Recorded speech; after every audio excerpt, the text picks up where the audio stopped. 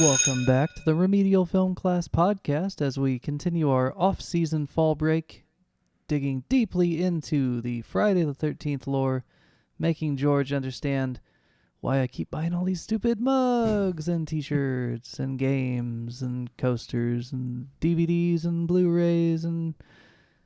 underwear.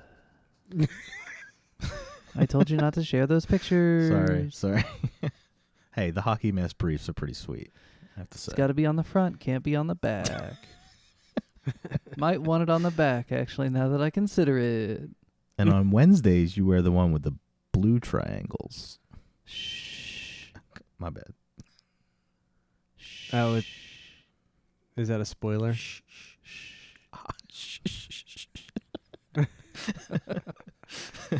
Well, I'm Dan, the host of the show, and I'm, of course, here with... Travis. And I'm George. What are you drinking tonight, George? Bourbon. Nice. That might explain it. I've got my ginger lemon tea again. No caffeine. Don't want to get too wired. I had some caffeine-free ginger lemon tea the other night, and it was terrible. It's good for the throat and the soul. That's what she said. Only if you swallow it. It burned. I don't like ginger. I like Marianne. Sorry. Damn, that was too easy. Such a dad joke. I suck. Are we going to talk about this movie? What movie? What movie did we watch? Friday the 13th, Part 3? Oh, do we have to? No, we can just skip that part if you like. No, it's good. Let's go right to Part 4. Yes. Actually, my standard order when introducing people to this series is 1, 2, 4. So, I can see why. yeah. We'll talk about it in detail. Actually, there's a lot to love about this movie, I'm told. No, actually, Wow. yeah. Yeah, actually, for as bad as it was, there were a few things. I'm guilty That of I thought- nostalgia with this movie. Yes, you That's are. right. Yes, I you am are. This extremely movie is not good. guilty. It's my first Friday. For the first time Is on our this- show, though, I think we're going to have me, Dan, we're going to have me piling on to Travis along with George. So, a new dynamic for the show. I'm not good at defending why I feel the way I feel, so we'll see. Well, then it'll just be a dog pile then. So it'll feel a lot like the two movies So- Dan picked. Bend over. RoboCop and Ooh. what was the other one? RoboCop and what was the other one he hated? Blues Brothers? I don't know. No. No. I don't know. I can't remember what it was. But yeah, so that I'll be playing the part of Dan this evening. But I'm not as educated, so I can't really defend it. It's a Giallo film. I'd love to agree, but I don't know what this one is. But I see what you're saying. Anyway, we should It had- probably yeah. before we spoil the episode by saying how much we hate this movie, George, Yeah. you watched the movie tonight for the first time. Yeah, and the power went out in the middle. And that was the best Ooh. part of the movie We for had a him. power outage right in the middle, and that was the scariest part. Is that why you sent me that dancing happily gif when the power went out? Because you Yeah. thought you were out from under the burden. No. No, it's I just knew it was. it's I knew it was actually- coming back on. it's just those 3D effects are so good that when the power goes out at Higgins Haven, your power goes out in real life. Is that how it works? Yeah, that's a feature.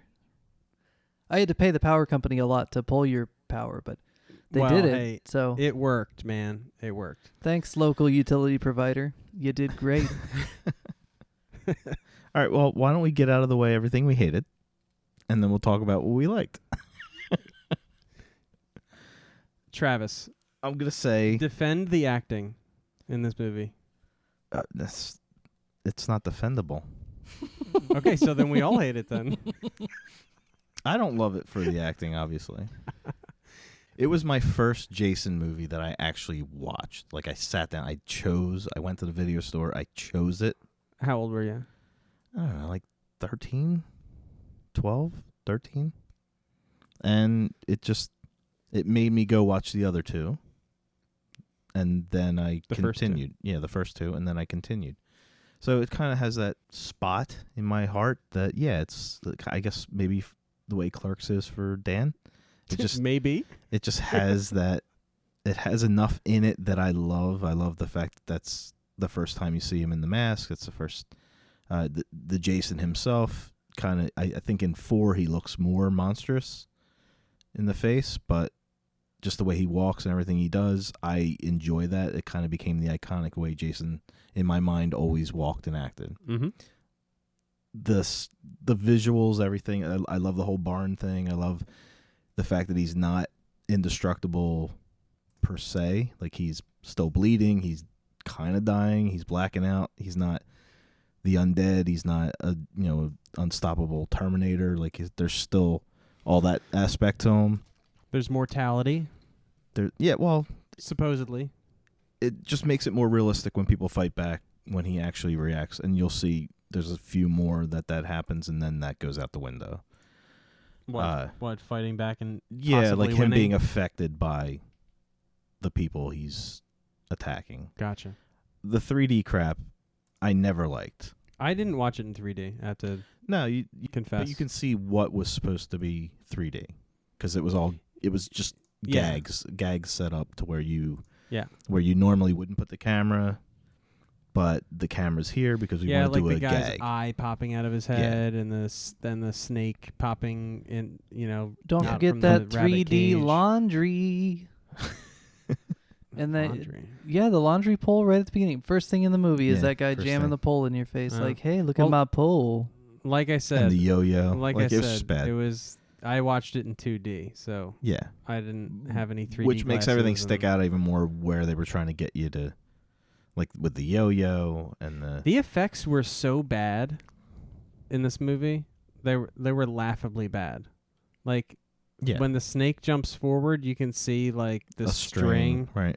And when the guy's eye pops out of his head, you can see it with the harpoon as well. I didn't notice that, but when he's holding the harpoon, the shooter, it's almost like he's putting it right in the spot where he needs to put it, and then there's like a pulley system that pulls the harpoon towards the camera. Like it's so 80s 3D. There was like 4 or 5 movies that came out.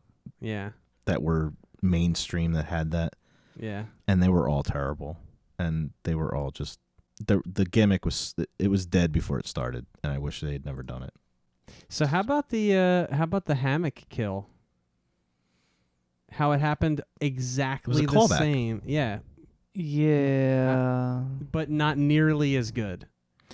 Well, because it was not his mother that did it. Well, I mean, come on. She's a surgeon, he's not. No, I'm kidding. Now, George, let's recall an earlier conversation that you and I had.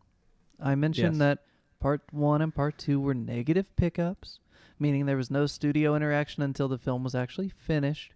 Yep. And I mentioned that Part 3 was the first one with studio involvement. And you said, don't tell me anything. I want to pick it out when I watch the movie. Okay. You just nailed one of the great, like, oh, God, the studio's helping now moments. Where it's like, hey, every good scary movie has to have a shower scene like Psycho, so get me a shower scene.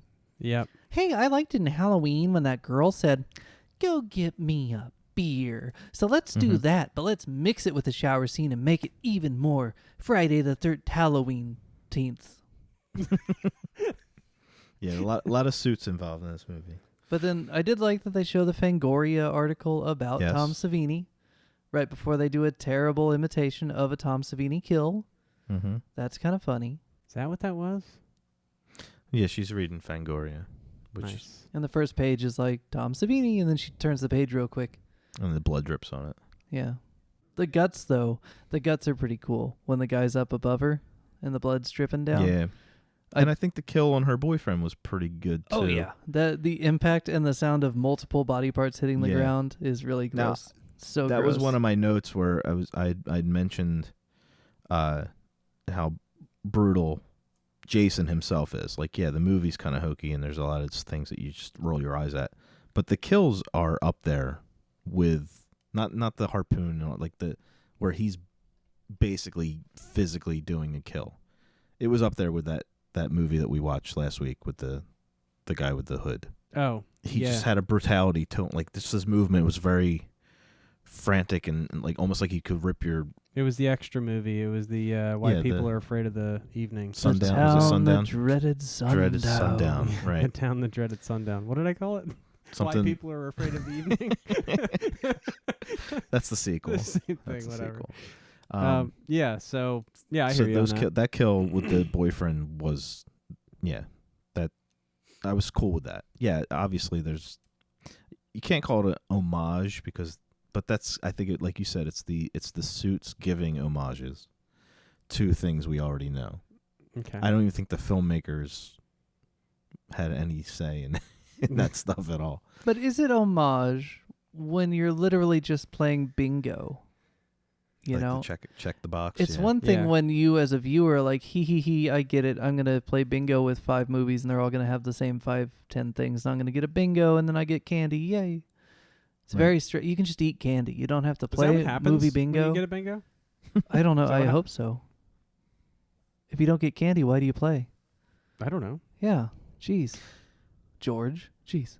So if you want to watch a movie that will make this look like The Godfather, Oscar award winner. yeah, watch like Jaws 3D or Piranha 3D, Oh, can I? or I'm gonna watch or, Jaws 3D. You what's the can other watch one? any movie you want, George. It's a Amityville free Horror country. 3D. Yeah, those are bad. This is awesome compared to those. Yeah.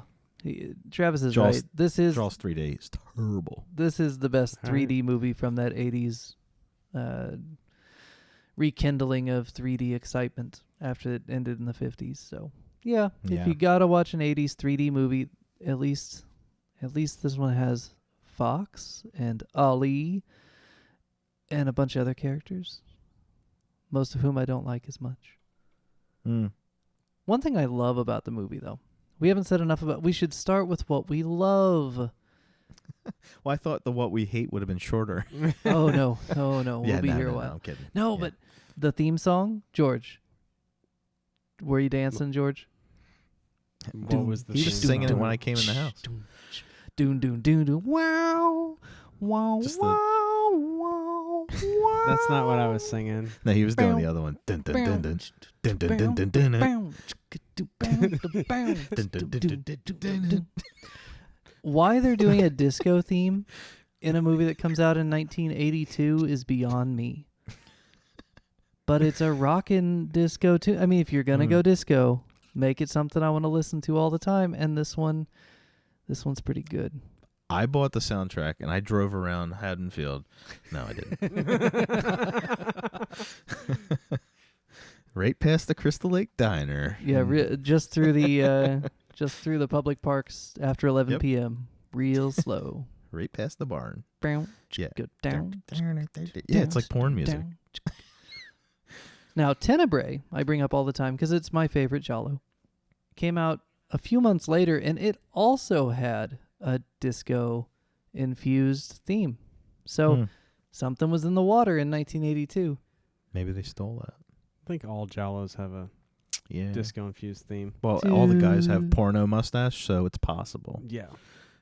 I mean, Every Jollo I've seen, like all 3, have disco themes. so- those were jazz rock. I'm just kidding. It's good stuff, though. It's a good thing you're fun- on fall break. Fall break, yes. Me slapping my hand saying, if this was main semester, I'd have to call your parents. So I have a few fun facts, but this will be my first fun fact for you, George. Great. The Let's hear it.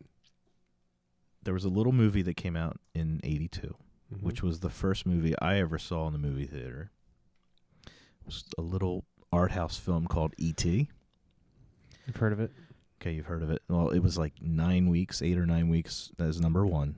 Mhm. This movie unseated E.T. at the number 1 spot. For real? For real. No, all the movies that came out that year did not do it. This movie changed the world and took E.T. to number 2. Just saying. Just putting it out there. I mean, how long had E.T. been out for? At that point? it came out July? It had to have been out for like 8 months or like almost a year. No, because this came out in August, and like the middle of August, and then E.T. came out in the You know what it beginning was? of July. There was no Rotten Tomatoes back then. This is true. So nobody knew. But then again, back then, this movie was not as bad. It was not. I don't know, man.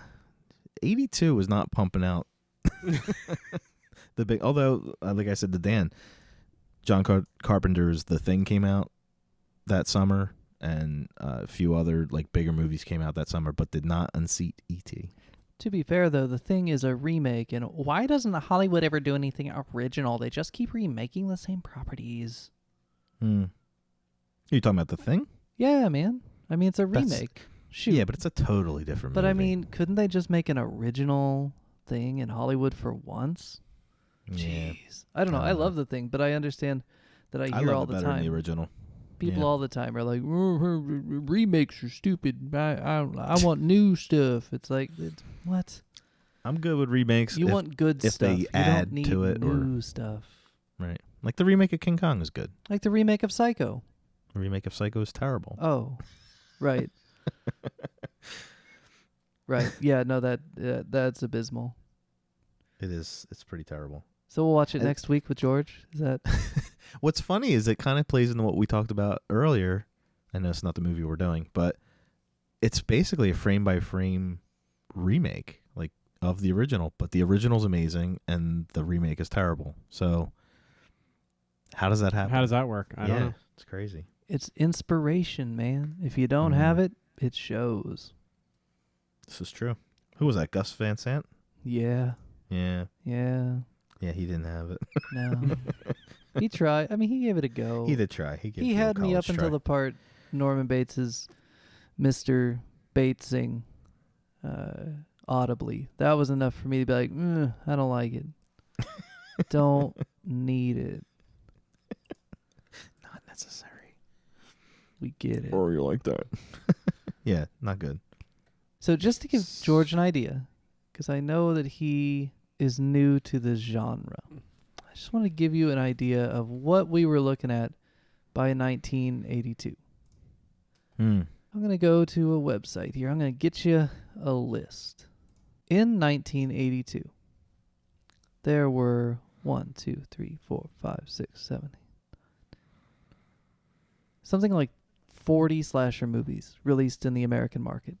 40 slasher. That's a lot. That is a lot. 40 slasher movies. And we're not going to make you watch them all. No. But I might make you watch Blood Beats. That's a real head scratcher. Might make you watch Double Exposure, just in case you want your slasher movie to get a discount at Hardee's for being so flippin' old. How about the New York Ripper? We might watch that one someday if we really want to corrupt poor George. Ooh, and the Slumber Party Massacre. Don't worry. We're definitely watching that at some point. Not Redneck Zombies? I don't think that came out in 1982. Yeah. Oh, so you're saying 40 in that 1 year? Yeah. That's crazy. Yeah. Yeah, Halloween comes out in a year where there's, less than 10 slashery type movies. Not that many in 79. But then 80, it's just like so many. 81, right. Even more. 82, even more. I mean, you just, one makes money, they all want to make money. Yeah. So, really, out of the crowd, this is still a standout. There's a lot worse than Friday the 13th Part 3. Mm-hmm. But coming off of Part 2 with that momentum, it's just kind of a letdown. A little bit. Yeah, you could see, like you said, you can tell it's a studio push. Well, and what the studio manages to do is basically take what worked from Halloween, Friday 1, and Friday 2 to some extent, and then just create like the master template.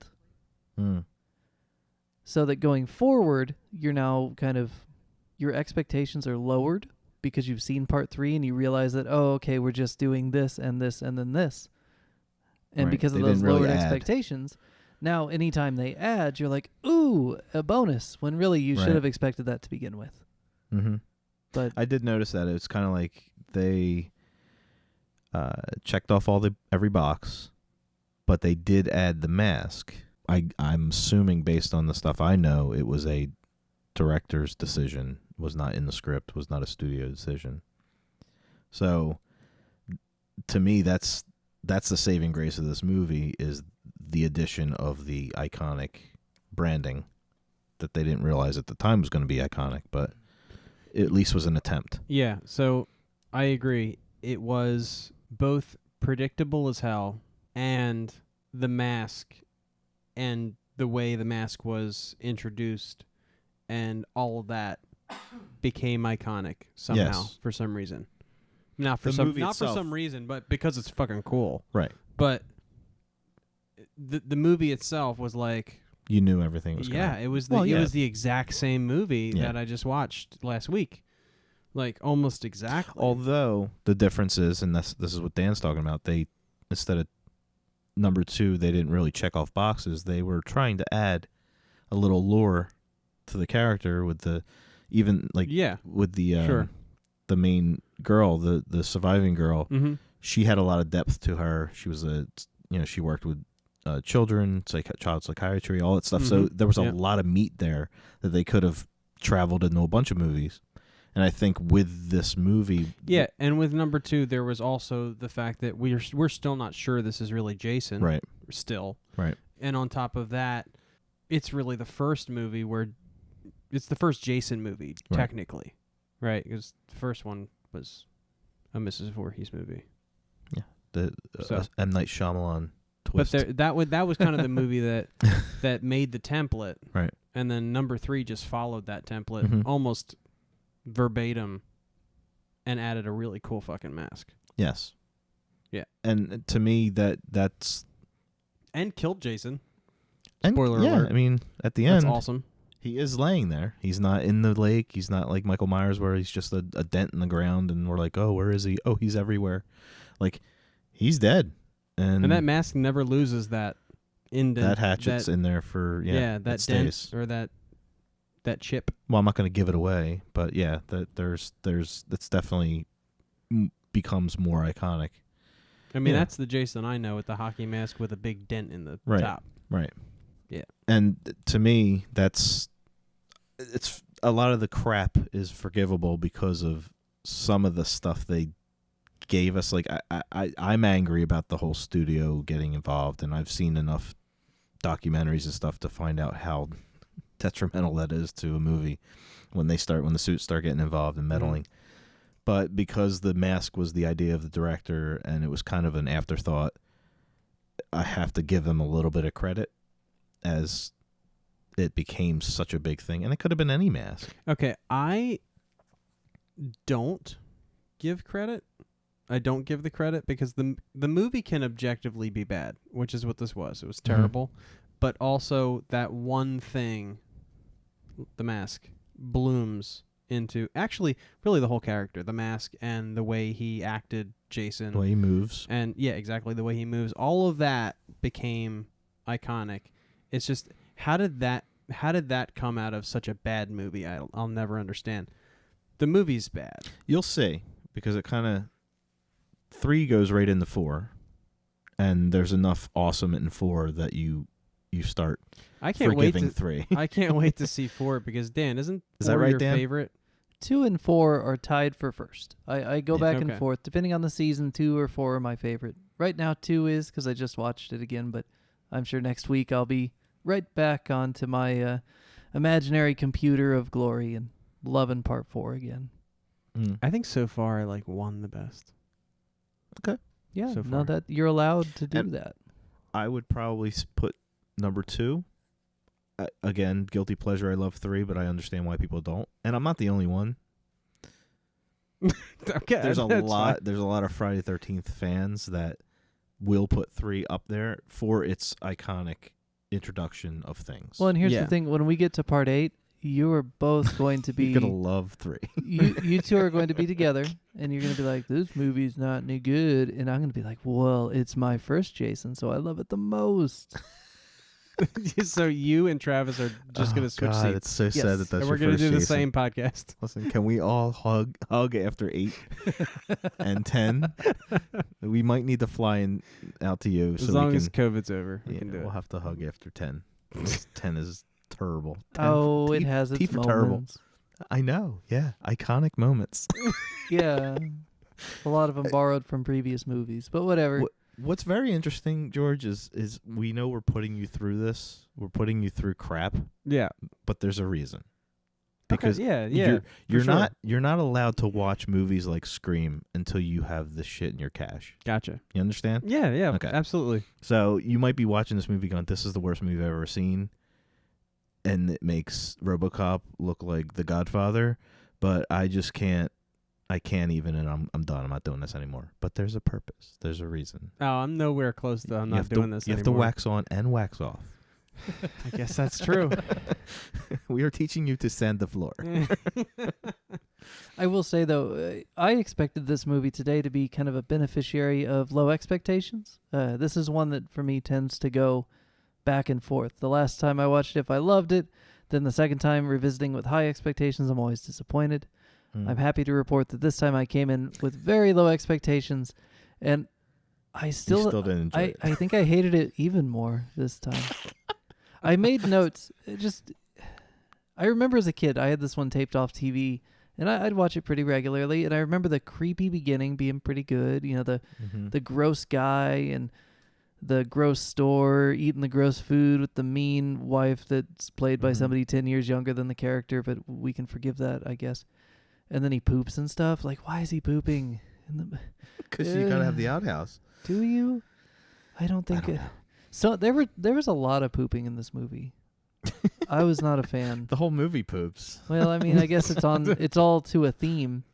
Yeah. So I made notes today because with the cast introduction of the main crew, now I have timestamps on these notes for a reason. 16 minutes and 30 seconds into the movie, you meet the majority of the crew. 34 seconds later, the main character lady implies that she was like sexually assaulted or raped or something at this place they're going, and she's going back for some reason. Yeah. Less than 20 seconds later, Shelley says, "I'm not an asshole, I'm an actor." Right? Like, That's redundant, isn't it? we're 2 minutes into a movie. We're 1 minute into a movie, essentially. Like, the movie has now begun in earnest. We're 1 minute in, and I now hate everyone I've met. A minute in. And then it follows. The Texas Chainsaw was the same way. None of those people were likable. Yeah, but You I really didn't. It took me more than a minute to realize that I didn't Okay. want to hang out with these guys. And then you've Right. got that line about how she flunked Spanish. It's like, man, the one lady who hadn't said anything dumb yet, she's out. Right?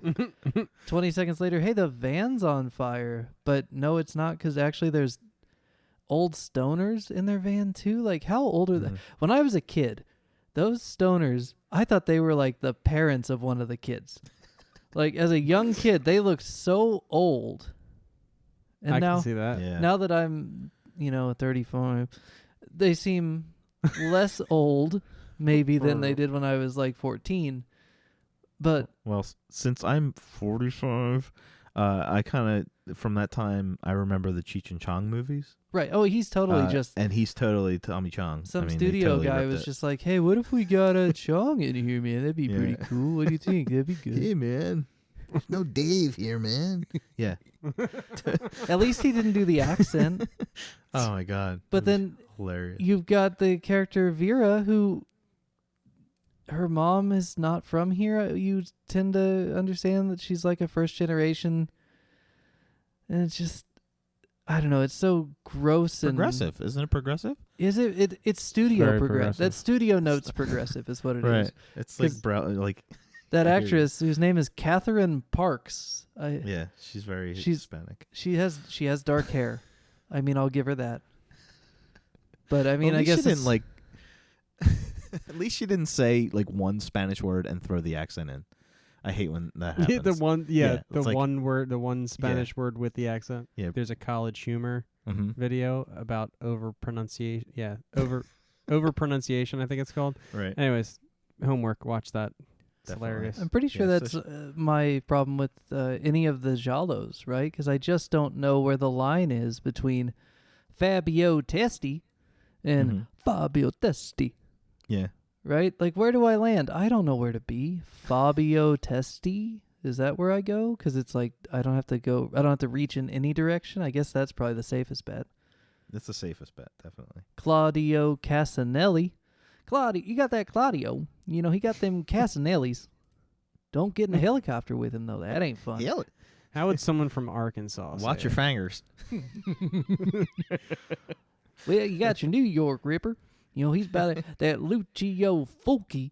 You got that Lucio Fulci out there making them movies Them about zombie them movies. New York Rippers. ain't no Fayetteville Ripper, I'll tell you that much. We'd have him with a shotgun posse in about 2 seconds. Blown off fang. Shotgun posse. Ain't nobody posse. gonna be ripping up in Bentonville. Bentonville got too much money, too much class.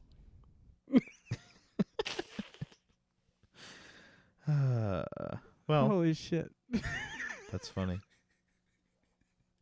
So why then does our incel in a scuba suit, Shelley, why is he preaching to the stoners about the merits of living without dope? Like, I know he's the square, but does he have to like preach in the back of the van? Like, Oh, he's all so of this square. is just they're trying to fit so much characterization in just with like a hammer and chisel instead of Mhm. anything from part 2 where it's just kind of folded into regular conversation. Mm-hmm. But you know, we never found out why his box was so important. it's his whole world.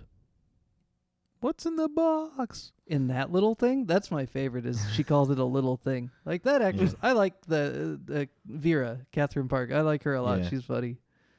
She puts up with a lot. Yeah.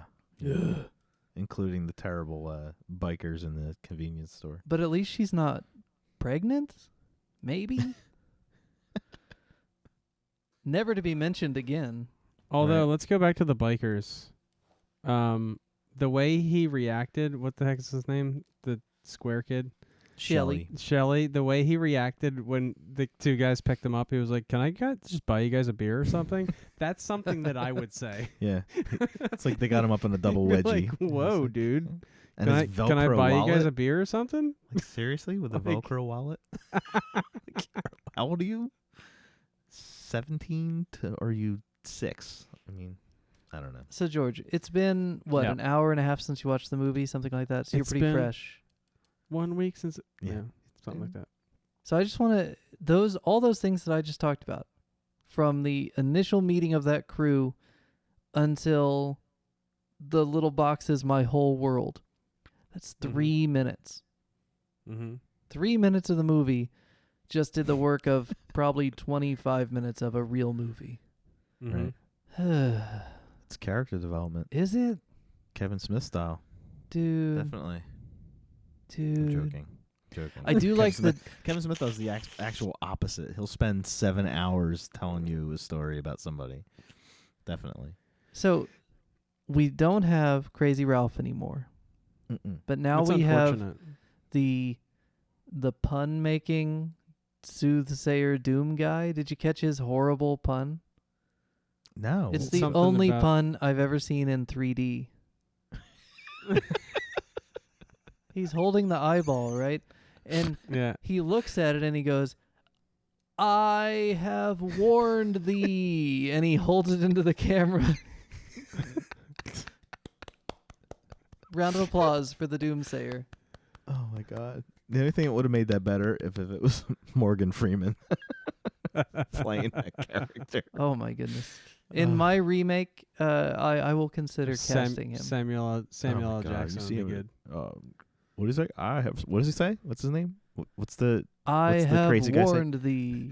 I warned thee. Yeah, I could see Morgan Freeman doing that definitely, like Shawshank style, definitely. But he We should had make a not remake. warned them, is what the narrator would have He to had say. not at that warned point.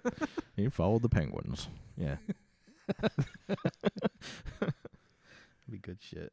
Shelley is a pretty good character. I mean, he gets all-time character credit for being the introductory agent of the hockey mask. So Yes.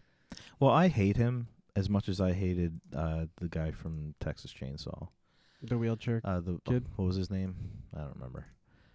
Yeah, but I just wanted him to die the whole movie, and I felt the same way about Shelley. Like I had I wouldn't say friends like Shelley, but there were people around us in middle school that was like that. If you hang out in Couple a in high theater school. department, you've got two of those with you Yes. at all times.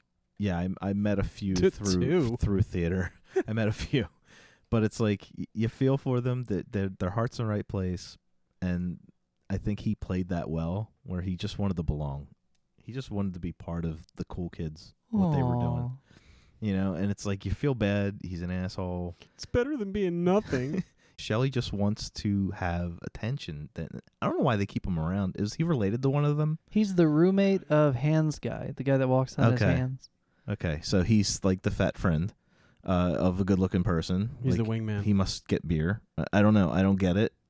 He doesn't fit in with that group, but I thought he was maybe related to somebody, and that's why he was there. But yeah, Well, if you paid attention to the 4 seconds that they developed his relationship to the rest of the group, that guy puts his arm around him and goes, "You're my roommate, so I like you, but stop being such an idiot." And it's like, okay, Yeah. well, That guess we're doesn't make stuck sense. with this guy. He should have been the guy he was the only one in the group that had a van. He was the only guy that they knew that had a vehicle. That's what should have been established, because he does not fit in at all with that group. Not personality-wise, not looks-wise. A lot of them don't fit in Anyway. with that group, though. If he's in the band, he owns the PA. Right. He's the guy carrying the shit from the van to the venue. Yeah. So Absolutely. how does this group know each other? I don't know. Yeah. How can you have two middle-aged stoners? I'm gonna assume they're still middle-aged. With a girl with like a weird traumatic history and a boyfriend she sees occasionally, but it's not established how often, or I have a lot of trouble with that Rick character. I used to work in a Yeah. warehouse, and I'm pretty sure I could get a van like that together. Yeah. I'm sure. For sure. Absolutely. We So should do maybe it. they all knew each other from work. I don't know. It's possible. I don't know. You know, they could have thrown in 25 seconds at the beginning to be like, "Hey guys, aren't you excited? We're finally getting together after the reason we all know each other." You don't need 25 seconds for that. You need about 4. Why didn't I get my 4 seconds? I need just anything. Just give me any reason why The way any way of this these people movie know each develops other. characters, they could have done it in 2. Well, I can see it being that. Like, when I worked at the movie theater, we had a lot of people that came from different walks of life, but we all hung out. Sure. So I can totally, like, we would get in a couple cars and go canoeing. Like, a bunch of people that would never hang out. We went canoeing and drinking, whatever. So we knew each other through our job, but you wouldn't put us together. So I'm assuming maybe that's what it is. So maybe working together, or, I don't know, college friends. Not that it matters, because It they're doesn't- all it doesn't dead matter. pretty quick. They're all red shirts. Yeah, I mean, that's fair. I mean, they tried to give Chris's character the depth that they gave Amy Steele's character. Rick Can't certainly was trying to give her the depth, if you know what I Yeah. mean. remember. No, Well, really, though. His introduction, just like jumping on her and kissing her and grabbing her and stuff, it's like they haven't seen each other for months, and I don't think they're officially dating. Like, that's straight up like predator behavior. Yeah, and based on the story she tells a little bit later, like, don't you think she would be a little not want to be felt up by being attacked? I Not would even a year I would ago? imagine. Yeah, I don't know. I don't have firsthand experience with that, but I mean, the story about Jason, that flashback, it's like he manhandles her for a good I would 2 if 3 that minutes. happened to me, I wouldn't want to have sex ever. Be quite honest with And he you. wasn't even wearing a mask. It's the worst part. Masks save lives. It's true. It's true. So one thing that's really bonkers with this movie is it's clear that they're short on time. Now, I mentioned this comes out in 82, George. That means that you've had 3 Friday the 13th movies released in the span of about 2.5 years. Yeah. So they're Mm. not wasting any time with rewrites or continuity or even, take 2 in a lot of cases. So, yeah, or just basic continuity. so there's some real questions that are never going to be answered unless they remake the whole series, which, I'm always down for a reboot of our favorite masked slasher. But, the thing that gets me about this, like, rushed product self-referencing, but not really homaging so much. It's just literally copying and pasting script to script. There's a lot of stuff in this movie that you can tell when they shot scene A, the plan was to have scene D. But then by the time they got to scene C, now they're just going to skip straight to scene F. So you've got these references like at the opening when Chris is not explicitly telling you that she was sexually assaulted by someone at this place that they're going, but she's heavily implying it, setting up the story later, the flashback. Mm-hmm. But then by the time they actually do the flashback, it's been so cut down from their original version that she's no longer detailing any rape. She leaves it all open. I'm fine with them leaving out the rape.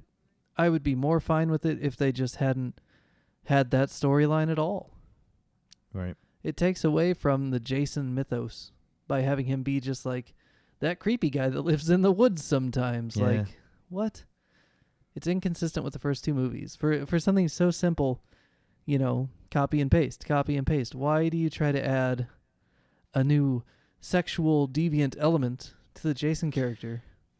Well, maybe someone read the books that you were referencing during Halloween, where most serial killers have a sexual, like, would you say there's sperm on everything. There's sperm on everything. They're doing all this. They're like maybe semening. somebody. Don't let them they're semening the world. semen on things. And it's like maybe they read stuff about that and they were trying to give Jason this second level. You know what I thought it don't might know. be? I thought it might be because in the second movie, he basically, comes back to finish off, the girl that survived. Right?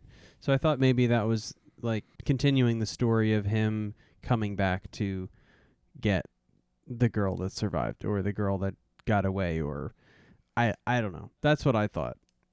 But again, like you said, Dan, not really essential. Well, you know what? He's probably, especially the sexual stuff, not essential. He's probably watching the news and he's saying, it's 1982. They're about to enact a bunch of changes in the tax code. I'm going to be in a lot of trouble for my on the side, barbecue restaurant or whatever he runs with all the dead people he owns. So I'm just going to check off all the things on my bucket list in one really cool weekend and then get back to my normal life. In the Ozarks. Yeah. Because keep in mind, so in the timeline, this movie takes place the day after Friday Part 2, and you have some plausible deniability, right? You could expand the timeline, and maybe there's some fuzziness, except that there's the TV report that you hear when the store couple gets killed, and then you see the police responding to that murder the next day when the kids are driving. So it's just like they've just in case you had any doubts, this definitely takes place immediately following the last movie. And we don't know what happened to the shoulder injury. It's all gone, and it's good. I bet the... Although his neck did look swollen. Yeah. His whole fucking body looks swollen. I guess I'll touch on something that I think is good. Please about touch this on movie. it. Ooh. I'm going to Touch touch on the touch good on this stuff. touch on this movie, This is the good please. stuff. I kind of started talking about it. The brutal kills kind of set the like we were talking about earlier, the structure. It kind of became the thing in the Friday movie. It had to have cool kills. Like every movie after this kind of plays into that. Like they just try to figure out a different way to do a different kill and this and that. This movie does a lot of borrowing and does it terribly. But when he's physically fighting someone, like when he's beating up Ali the 2 times, like it's pretty brutal. It's almost hand-to-hand combat. Like they do have knives and that, with the machete, but there's it's almost like he's bludgeoning, which Jason really doesn't do in the future movies. It's usually just a stab or a poke and then put him on the wall or whatever, put him through a door, but it's not like he's literally standing over someone and he's just bludgeoning, which is almost like a Leatherface thing. It's not a Jason thing. You really don't see that again until like Rob Zombie's Halloween 2, right? Like that level of brutality, Yeah. the overkill, you really don't see it again. And I don't know if that's an MPAA thing or if it didn't test well with their audiences or what, but yeah, he's broaching a subject in this movie. You're not going to see much of that from Mr. J going forward. Like I wrote it down. Like Jason's savage. Like to me, it was like, and I was glad you showed me that Sundown movie because it kind of made me realize, because I said to Dan, I was like, I was getting little references of Giallo, which is funny. He says they're not there, but when I was watching it, a lot of the framing and the just the legs going up the steps and just the coloring of the scenes, and it had that feel. So with the bludgeoning, I was just like, it felt Giallo-esque too, because those movies that I referenced, that I have been watching, they're pretty in your face brutal. I mean, it's not like they don't pull any punches. Mm-hmm. So that, to me, I felt was another saving grace for the movie. Like when the first time he sees Ali in the barn, and I don't know how he survived. Maybe Dan, you can explain this to me. Magic. Because they both had machetes. No, And he had he had like a stick. Jason had a stick and was bludgeoning Ali the first time. Okay. Yeah, he didn't But get he a only machete had one till mark later. on his head when he popped up later. I was like, Magic. Well, that's because Jason hit him in the exact same spot each Oh. time. I thought maybe he hit him with his left hand. I wasn't sure. But yeah, that, and when he was holding Rick back, like the eyeball thing, I hated. But Yeah. before that, I think the eyeball kind of ruined it. It definitely ruined it. But Yeah, that like shot when he's holding, when Chris comes out of the house and she's looking for Rick, and I want to call him Paul because the last guy's name was Paul, and the guy that plays Rick is named Paul. He just looks like a Paul.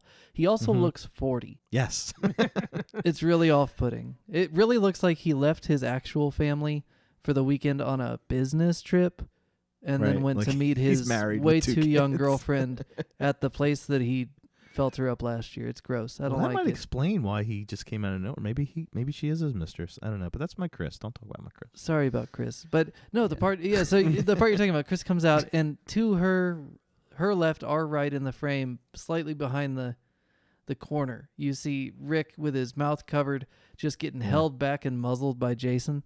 That is a cool Yeah. shot. That might I be love that. my favorite shot in the movie. And then he throws him through the window, and he does the iconic Jason walking through the window. Like, there's just a lot of things that I think I love because it was the first slasher like experience. So I understand why people don't like it. When George was like, I knew. So I was like, whatever. I knew it wasn't. I knew Dan didn't like it already. So I knew we were in for it. Yeah. But to me, there's just a lot of saving graces for this movie. Visual. My wife, who didn't watch the movie, she only like overheard the dialogue of the movie. When That's- Travis walked in the door, she says, "So was the movie as bad as it sounded?" I was like, "Yeah, Oh, that's it on was." that's on Yeah, point. I knew we were in for it. George, are you aware of what a struggle these movies had with the MPAA? Have we talked about that at all? Yeah, we've talked about it a little bit. I don't really even know what the MPAA is. I'm It's the sure movie it's police. I'm sure Yeah. it's basically I don't know. The people who tell you what to say on TV. Same thing. You can't say these certain words. Yeah. You can't show angry Like pickles. the FCC. That's the but for exactly movies. FCC. Yeah. Yeah. But non-governmental, as Right. like a way for the movie industry to kind of continue to avoid actual government censorship. They self-censor. Which is good, I guess, That's to an extent. Kind of smart. Yeah, until they tell you to take all the good stuff out. Wow. And then you're like, oh my God, what are we supposed to do? Which has happened many, many times. The crazy thing is, though, what they do is they, from what I understand, they view the entire movie. They don't view individual scenes. So if you have a scene that they deem too violent, they'll say, oh, you got to cut a little bit of this scene. But it's not like they go back and check your work on that scene. Instead, they screen the movie again and tell you, in the context of the whole movie, what else you need to cut or change. If you are a director who intends to avoid the wrath of the MPAA, a lot of times they'll overshoot violence and sex in movies intentionally, so that when Like they cut it RoboCop. down to what they actually wanted to begin with, they get the R because, oh, thank goodness you cut that extra labia. You know, Yeah. and it's like, ha, ha, ha, I only wanted one labia in this movie, and I gave you 2 to start. You know, it's Right. Bucking the system. There's one movie, Shadow Boxer, I believe is the title. It came out in the early 2000s, and I saw an interview with the director where there's a male member in that movie, and they filmed it in 3 different phases of anger. And the original cut they screened was like the angriest of pickles. Right. And so then he was bragging about how he got a pretty angry pickle into an R-rated movie because the original cut was so much angrier. So I mean, people, you know, there's your, you know, there's each side, guys. Both sides have a little bit of nudity in this Yeah. show. This movie had no nudity though. I mean, it had like a boob. Did it? Yeah, I mean, there's like Shower scene has The shower scene has a little bit of boob in it. Outside, yeah. like an Alfred Hitchcock level of boob, not a Friday the But it- 13th level of boob. It's not fair because this is like my favorite cast of girls and getting nothing. It's not fair. Nothing. Nothing. Nope. It's just strange in a series that becomes kind of infamous for its nudity and sex mixed with violence. This movie has a lot of violence. So George, you mentioned earlier that we really aren't clear on whether the individual in the first movie really is Jason Voorhees who drowned in the lake, or whether he's the, you know, angry former lover of Mrs. Voorhees, or maybe another son. Maybe she had more kids, it turns out, and she just forgot about him in some kind of schizophrenic rage, man. There's Who like knows? 7 of her kids running around with masks on. That would be awesome. I mean, maybe. Mm. In this movie, they never call him Jason. In fact, this is the only movie where there is no mention of the Jason lore at all. It's almost as if they forgot. Yeah. Like, Mhm. did... Well, there's no campfire talk, so they don't have like that was the whole idea of part 2 and even part 1 is the urban legend, you know, the story you tell at the campfire, or you know, the Right. ghost story you tell. They don't even do that. Although she kind of tells the story, but doesn't know who he is, just a man in the woods, she says. And it has Right. So nothing it's to do like- with any kind of legend. It's just basically she should be telling this to the county prosecutor's office, not to her friends. Right. Mm-hmm. But yeah, I noticed that there was just 0 mention of his name. That's at crazy. I didn't even notice that. They never said Never say Jason his at name all. At all. Nobody even I knew did- who he I- was, man. Yeah, I did notice that there was no Jason story or Jason lore. That I did notice, Well, but Did they even use... If they did, it was ineffective because I don't remember it. Did they even use the kick ma ma ma? yeah, they did. They did? Okay. Yes. It just fell on my deaf ears because I hate this movie. Yeah, in fact, I think they overused it. Man, they used it so much I didn't even hear it anymore. What? Yeah, no, Became seriously. white noise. Seriously, they overused it. I do think it's interesting that he walks around without a mask so much and you see his face.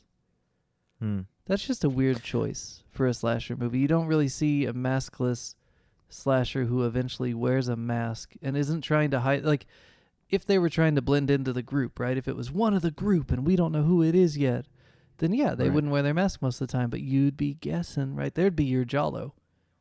But Right. instead, Mm. we know it's him. It actually, it kind of suffers from a little bit of Michael Myers influence. I think there's a Right. lot more Halloween in this movie than there were in the first 2. They definitely give him a lot more personality. Like, Mhm. and I think that's one of the reasons why I liked this Jason when I was a kid. Was I was always the kid who didn't care about the people.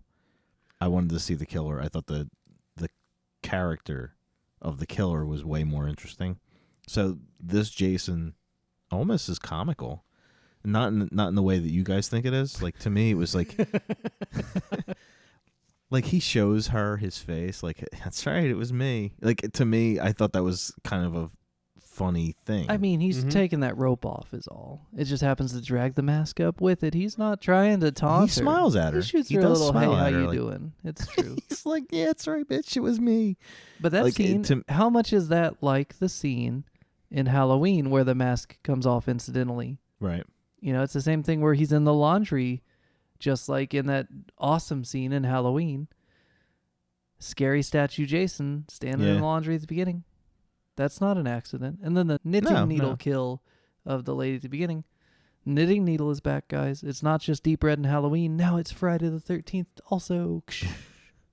And they kind of do a little bit of Halloween too, when in the beginning when he's following those two people around, kind of like when he goes into the woman's. I think in Halloween 2 when he goes in to get the knife, like he goes in, the woman's watching a game show and he's standing in her kitchen, staring right at her, and it's right off of her shoulder. And I think they kind of do that homage a little bit too with Jason in the beginning, because he's walking around without a mask and he's very like, hey. Well, and for the first time, they're trying to use Jason as a visible character. It's like, hey, you got to see him an hour into part 2, so you're used to him now. So now we're going to try something different and make him Michael Myers now. And it just doesn't have the same impact. Well, if you think about it, they spent almost 2 movies where he was the camera POV. Mm-hmm. So I think that was his coming out party. When he came out of that bed wearing a sack on his head, that was his coming out. Now they're like, okay, he's going to be a character. He's going to be a presence. He's not going to be. That's when he transitions from from the point of view killer to Michael Myers. It's just Michael Myers is way cooler and scarier than part 3 Jason. Part 4 Jason though. I think what you're going to see, George, is that the stuff that we are complaining about, audiences at the time also complained about, and they rectify all of our issues in part 4. I can't wait for part 4. We should watch it right now. All right, let's do it. I'm going to go home and watch it. All right, no, he has it here. I mean, really, there's not much else to cover with this movie. The acting blows. Do you know why the acting is so bad, George? Why this is so much more like you guys would tell people that Clerks was, but you're wrong. Clerks is wonderful. But why it's so much more of Travis's interpretation of Clerks as opposed to Friday Part 2 or Friday Part 1 or Halloween, why it's so much worse? It's just campy and hokey. I don't know. There's 3 things. First of all, studio notes. You've got too much homework to do in the span that they give the movie.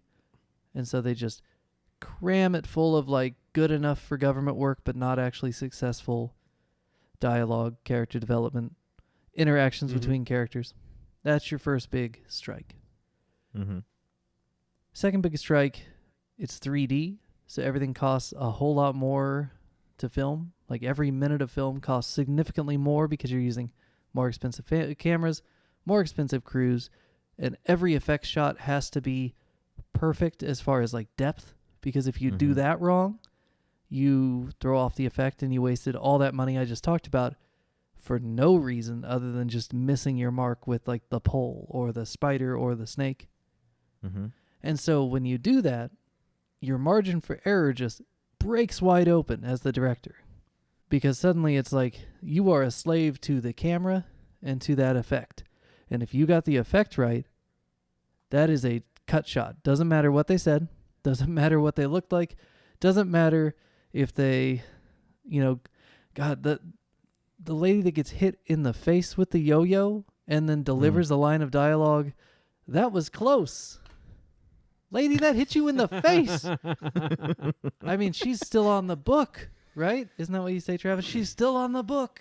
Yeah, she's still on book. She hasn't It's even true. come off book yet. It hit her in the face. She's reading those words. She's not being those words. But you don't get a second shot Definitely. with the yo-yo Right. because you've already taken the time and you've already used that film and it's too expensive. Right. And then the third thing is the actors in this movie aren't very good. That's kind of a big one, but I try to underplay it because I can't act. So, I try not to throw stones. I can, and I agree. Fair enough. Yeah. I mean, the acting's bad. It's a but perfect again, storm. Yeah. I think I've overlooked it because of the other reasons I've said. If this was not my first Jason movie, I probably would not love it as much. but I do hate the same things you're talking about. Does that make sense? Hey, Trev, you know how you always talk about your dad? Yeah. I'm about to tell a story about my dad. Awesome. So my dad loves shows where the acting is terrible, like Law and Order and like NCIS and stuff like that. All like, and I'm talking about he's watched these kind of shows for years, ever since I was a kid. I grew up with my mom. Whenever my dad was watching TV, she would walk past and say, "Oh no, he's getting away." That's what this movie. That's what the acting reminded me of. It was my mom in the back of my brain going, "Oh no, he's getting away." Yeah. And my dad watching Like Matlock. Diagnosis Murder with Dick Van Dyke. Yeah. Yeah. You know what kills me about this movie, though, guys? What's that? Friday the 13th, the game for the PlayStation, the new one. Mm-hmm. Higgins Haven is my favorite level. That's based on this movie. The barn is just so much fun. I mean, you're in a barn and there's Jason and you gotta run, or he'll kill you. It's a fun game. They have Fox, the lady gangster biker lady.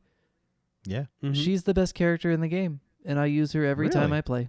But also Shelly's in there, and the stoner guy, and the Rick equivalent, kind of. Well, he's been tweaked a bit, but I mean, the spirit of Rick is alive and well in one of the guys, and the main survivor girl, Chris, her spirit and shirt are alive and well as well. I mean, there's so much of Part 3 iconography in my game that when I looked at the movie today, certain scenes in the barn, in the big main house and the spiral staircase, like, I'm there, man. Like, I want it to be my movie because it's so much in that game that I play all the time. I can feel you. I just want it so bad. You're going to love that game, Travis. You're going to be like, why didn't I play this for these last 3 years? Because this game is everything I want. Well, now I understand why you guys are so silent when I was like, I want to go out to the set because it still exists. And you both are like, yeah, no. No. But No. that barn is iconic. Even if it's for your game, it's very iconic. Barns are cool. And the fact that it's still standing there and you can see the holes in the beams where the pitchfork went in, like all that stuff from the movie is there and it's still sitting there.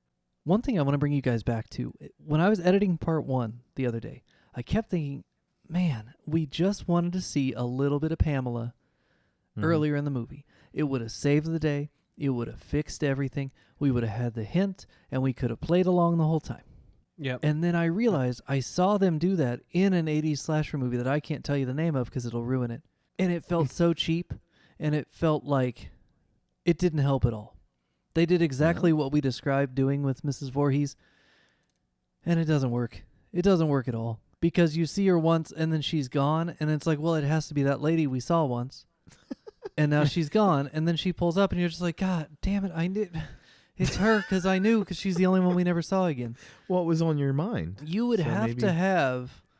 No, I'm talking about unrelated to our conversation. I remember watching this 80s movie, and just being like, man, I was totally underwhelmed.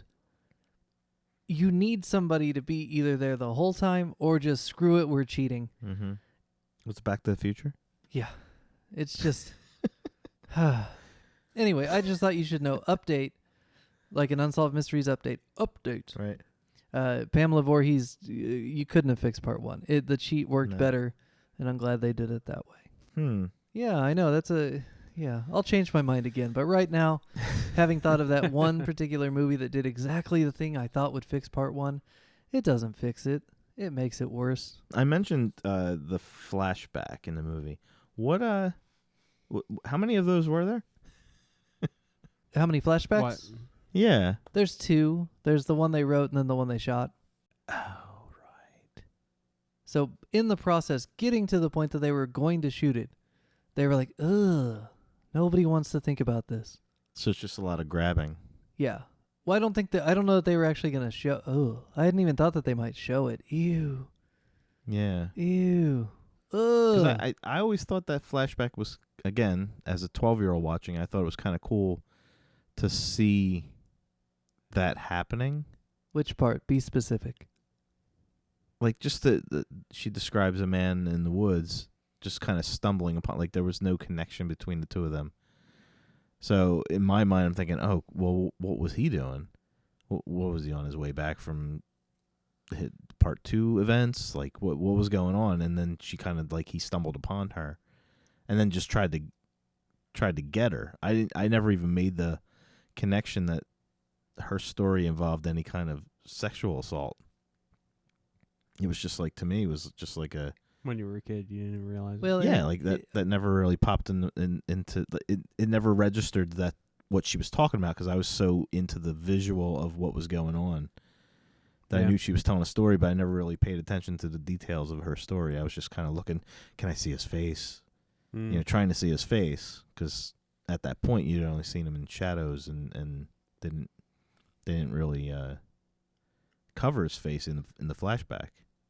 Sometimes they make the right choice, even in a bad movie. And I'd say that that whole scene was the right choice. If we had to go there, I'm glad they went there in the way they did. Because I hadn't even considered that they might have tried to shoot some... Ugh, gross. Ugh.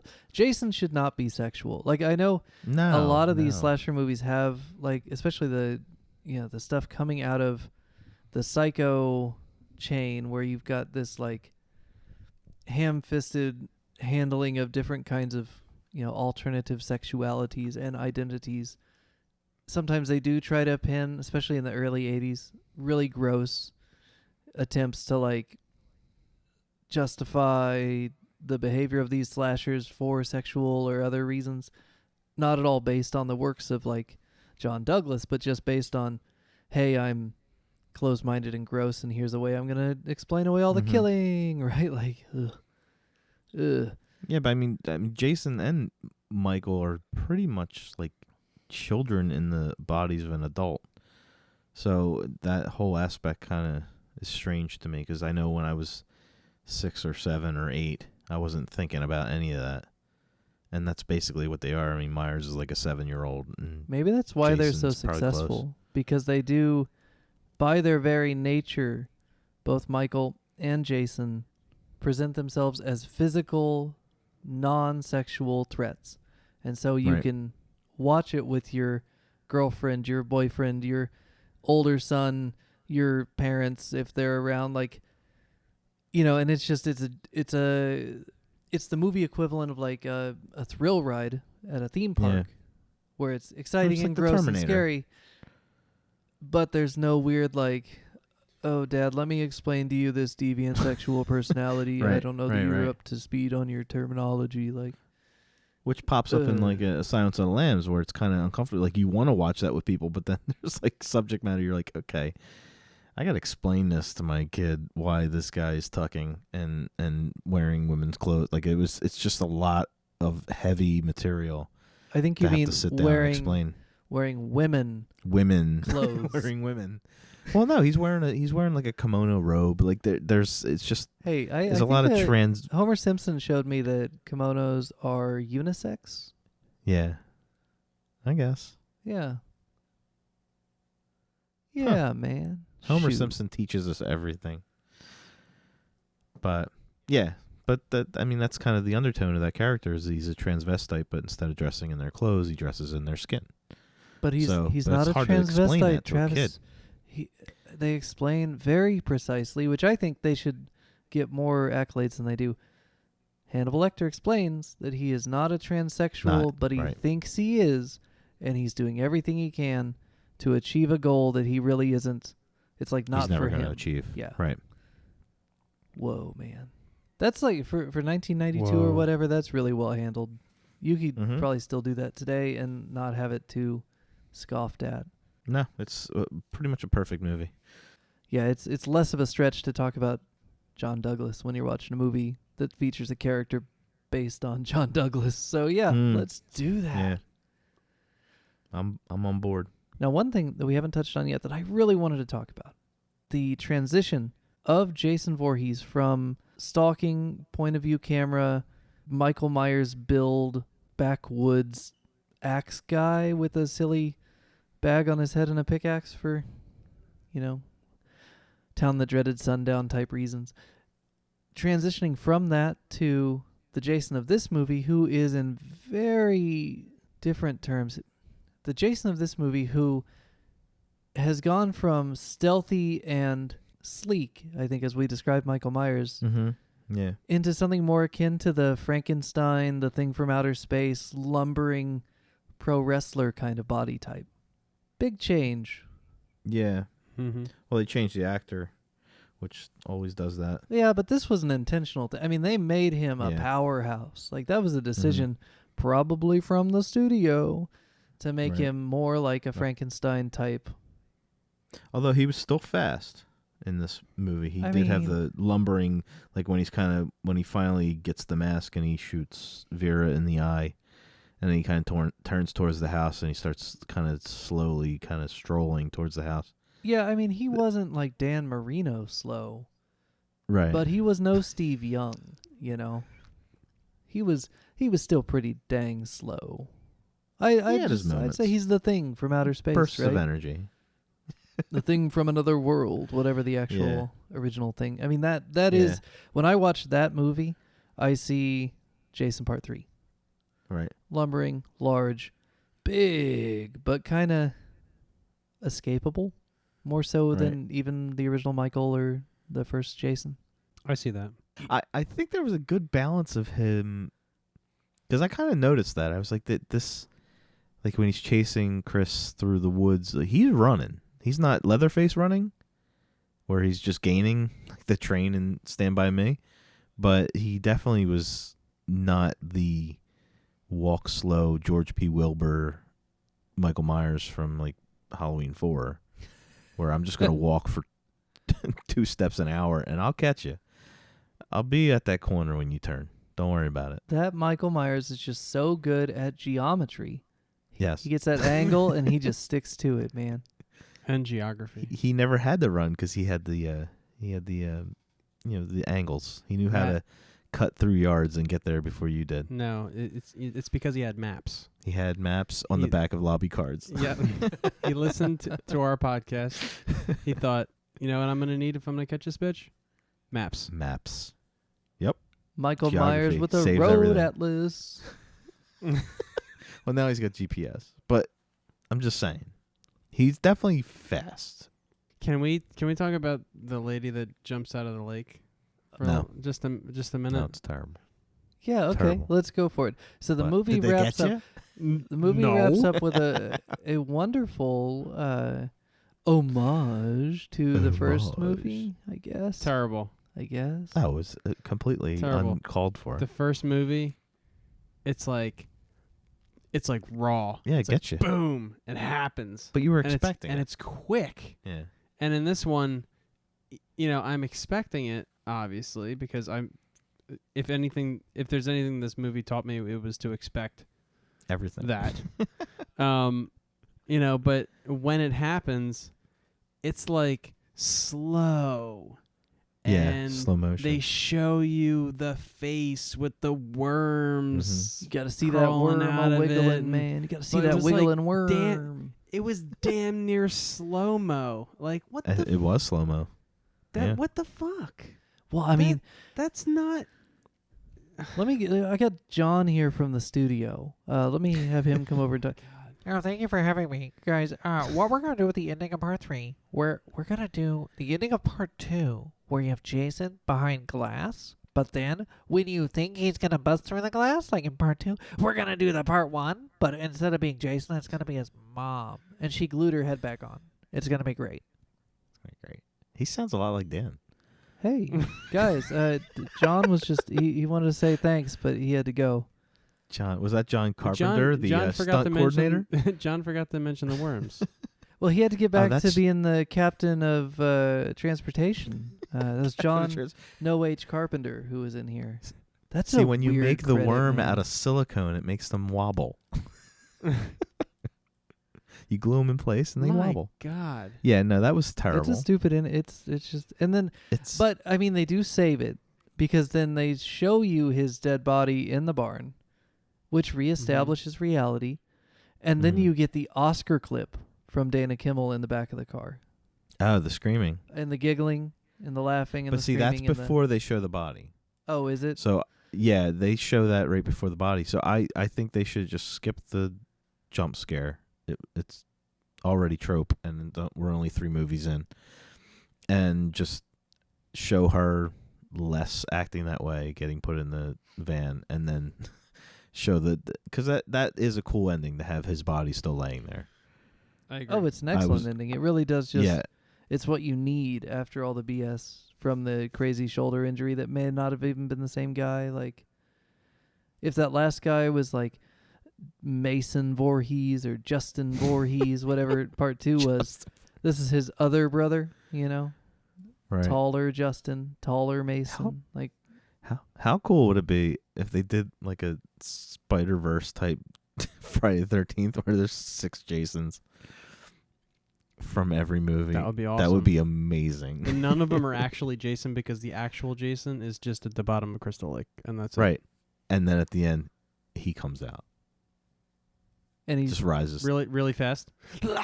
he rises up and he lifts his mask, and for the first time in a movie, barring a couple of other things, he's gonna say his first words. And what does he say, Travis?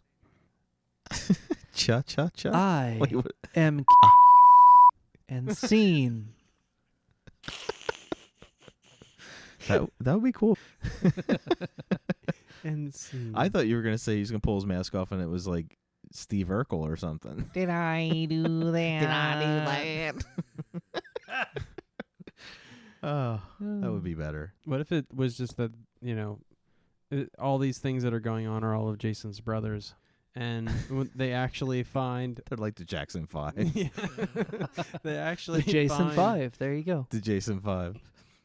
They actually find the real Jason, and like they just find his body at the bottom of the lake, and they give it a proper burial. Which ends it all. Yep, that's it. Well, Yeah. we can't write every movie.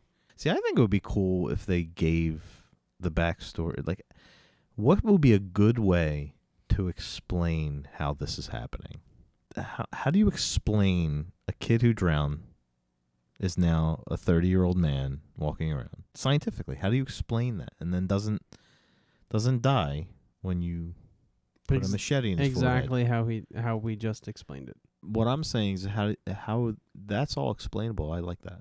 How do you explain his ability to take a fucking beating with, cars hitting him, machetes in the head, Magic. or axes in the head? No, I mean, you No, have but to clean it up. If you're going to take the effort to explain why your psycho murdering killer is alive, you're also going to have to put some effort into how he doesn't keep dying. We've been talking about this terrible movie for like an hour and a half. So, guys, did you notice when you were watching Friday the 13th Part 3 that it's essentially just Whirlpool, Bay of Blood, and Psycho? Didn't see Whirlpool, so Yeah, I didn't see Whirlpool. I'm just kidding about all that. I had to hit my quota for Laraz references, and there it was. Lou Rawls. Yeah, Did you say Lou Rawls? Lou Rawls. yeah, that's him. We ran him out of town years ago. He kept pointing his finger at me. He was putting his finger places it shouldn't be. You know what I mean? He's poking the bear. I did not touch Lou Rawls. Yeah, man. So we've come to that part of the show where on these fall break episodes, I'm trying to put into context what you are seeing, where it comes from, where it's going, that kind of thing. Now, this movie does have a pretty steady helping of your Bay of Blood and your Whirlpool, which you haven't seen yet, but I'm going to send that to you here pretty soon, probably for a little Christmas present for y'all. But did you notice, guys, after we watched Bay of Blood in clips last week, the scene where she stabs that dude through the door gets echoed here, where she stabs Jason's hand through the door and then in the knee? Mm-hmm. Yes. Straight out of Bay of Blood. I mean, it's not straight out of Bay of Blood, but like, yeah, it's kind of Bay of Blood. Yeah. Kind of. And then there's some stuff with the Chris's flashback that is very similar to Whirlpool. You guys are just going to have to wait and see on that one. But trust me, it's probably not. That one's not intentional so much. It's just probably coincidence. But you never know. Mm-hmm. Word. But there is one movie I want to bring to your attention that you've probably never heard of because it's not worth knowing about, except for this little bit of trivia. Have you ever heard of a movie called The Act of Vengeance from 1974? Yes. No. I didn't I was even. excited. I thought I knew what you were talking No, about. I didn't even. No. No, I didn't. Shit. Damn. I thought for a second that you actually did know it. It's acting. I didn't. He's an actor. I didn't believe He's him. an actor. You didn't believe me. I That's didn't because I believe didn't you. try. I didn't This try. movie, I believed him. I didn't know my motivation. Act of Vengeance, is not a good movie. Don't watch it. It sucks. The trailer gives you a pretty good indication that it sucks, but I can confirm that it sucks. It's not worth watching. But You said Act of Vengeance? Act of Vengeance from 1974. I'm going to send you guys a screenshot straight off the IMDb. Sounds like a Bruce Willis movie. Give that sucker a click and tell me if you recognize any familiar characteristics or... Oh my god. Is this Fortnite? What is this? Oh my god. I have that mask. So what I sent you was a screenshot of a man in a hockey mask wearing coveralls. Just essentially a palette swap of the Jason we just saw. Yeah. Yeah. So there you go. 1974. Crappy American movie called Act of Vengeance had a hockey masked guy in coveralls. I can't do this anymore. Is he ruining all of your Ruining movies for you, everything. Trev? The alternate title for Act of Vengeance was The Rape Squad. Jason Voorhees. It's with a what? What is it? It was called The Rape Squad. Okay. And Nice. so when you talk about all these Chris flashbacks that may or may not have involved sexual assault, I can't help but think, oh God, they even stole the notes from the shitty movie from the 70s. But who knows, man? Wow. I mean, if Certainly did. it could be the thing with the Michael Myers mask where they got 3 masks and they just said, okay, the hockey mask is scarier. Or, I like the way it looks better, so let's just go hockey mask. Like, it was a different time. The story is it was in the production director's car or whatever. He plays hockey, or he had a 70s version hockey mask, or 80s, late 70s, and they were just like, let's try it, and it worked. But now I'm looking at this and I'm calling bullshit. Because, I mean, again, they never took any kind of, they never admitted anything was ever taken from Bay of Blood in the first 2.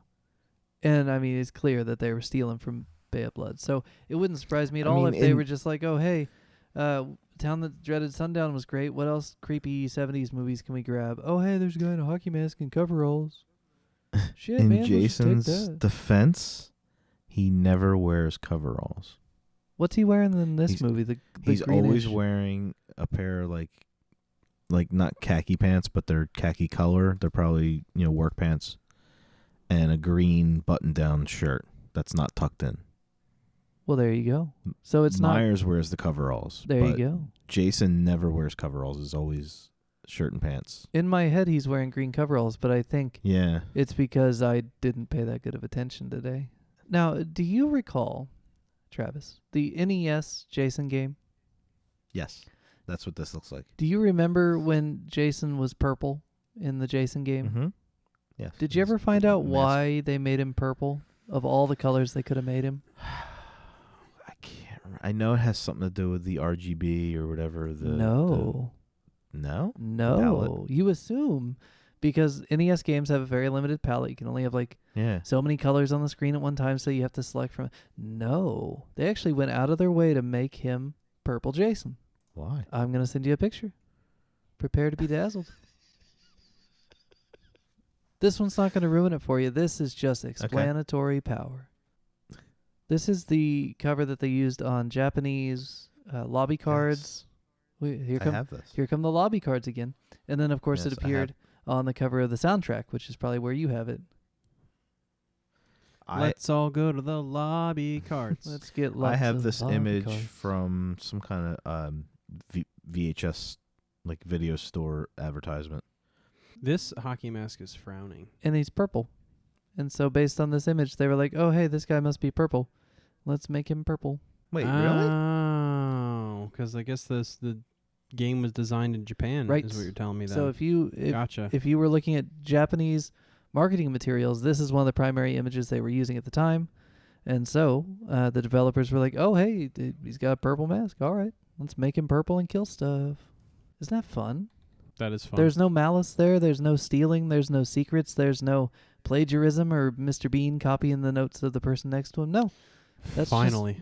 There you go. One of the reasons I don't have a whole lot of background for this episode is part 3 doesn't really break any new ground. Like, it's just, what did we already do? Let's do it again, but this time it's going to suck more. So, I mean, you can look at The Thing, if you've ever seen that thing, that scene from The Thing from Another World where they're about to electrify him and he's kind of slow walking his way in. That's a lot of the body language of this Jason. Right. You could go look at Frankenstein and just be like, hey, let me look at Frankenstein walk. Now let me look at Jason walk. Yeah, man, they're big and hefty. But, I mean, as far as like actual background, you've seen Psycho, Halloween, Friday Part 1, Friday Part 2. That covers it. That's all that's in this movie. Yeah. Yep. Again, probably because of the suits. What works, works. They don't want to try anything new. One other cool thing, though. Purple Jason from the NES game lives on in the PlayStation game as a skin. Really? I'm going to send you a picture of it because I think it's adorable. They That's put him cool. out as an action figure. Yeah, recently. the NECA The did that. The San Diego Comic-Con. It was tempting. I almost Exclusive. eBayed one. Yeah. Oh, wow. Look at that. Check out those There he graphics, is. man. You guys are going to love it when I finally get you in there. Wow. After Part 7, we're getting on the game. I like it. The music changes, too. Instead of being like the Friday 3 score, it's like this He's like a NES-inspired, like, dee-dee-dee-dee-dee-dee-dee kind of score. You know, I'm a doctor. I could take care of that hump. What hump? What hump? What hump? Wasn't the hump on the other shoulder? What hump? Ugh. Walk this way. Their wolf. Their castle. Why are you talking that way? I don't know. Thought you wanted to. Whatever. I'm easy. All right, guys. Let's wrap this up. We're on to greener pastures. Friday the 13th, Part 4 coming up. George, you're in for a treat. Thank you for sitting through Friday Part 3. It was the green beans straight out of the can of this meal. It may not be the best part of this meal, but there were some vitamins in there that'll help fortify you against the coming plague. So, Word. thank you for joining us on the Remedial Film Class Podcast. As always, you can find us on social media at Remedial Film Pod. You can also find us on Facebook at facebook.com/remedialfilmpod. And of course, you can email us at remedialfilmpod@gmail.com. We'll see you next week for Friday the 13th, Part 4, the final chapter.